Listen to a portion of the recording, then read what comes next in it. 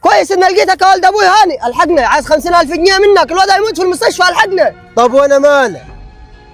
مين قال لك ان انا معايا فلوس؟ هو انت ما تجينيش غير وقت الزنقه يا ولد ابوي؟ خد بعضك واتكل على الله، وانا بطلت نسلف حد.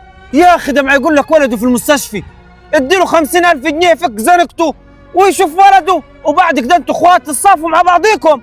ليه وانت مش راجل وماشي معاه؟ ما تديله انت.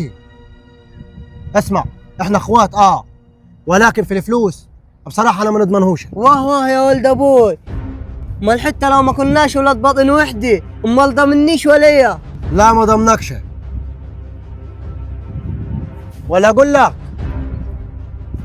انا موافق ان نديك 50,000 جنيه سلام، بس تمضي لي على وصل اماني عشان كل واحد يضمن حقه، ما فيهاش حاجه تزعل.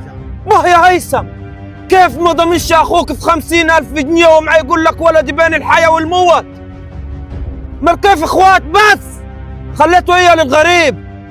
فكوا سهله مع بعضيكم، ما تقول حاجه يا فهد.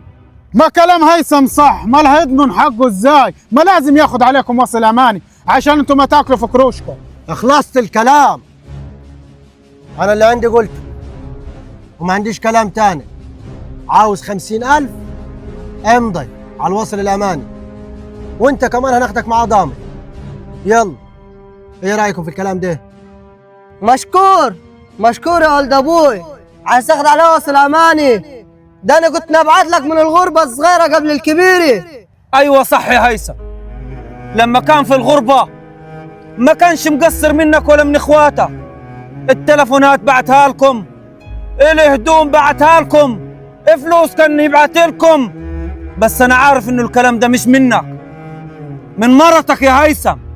ما كل حاجه باينه واضحه على عين الشمس، لعبت لك في ودانك وقصتك على اخوك، حتى دلوقتي ولد عمك ابقى في طرفك وما يتكلم معاك فوق يا هيثم.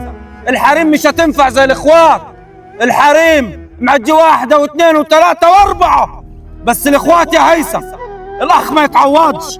فوق لنفسك وشوف اخوك في محنه، مين هيوقف معاه غيرك؟ وانت عارف وزين انه تقدر تساعده.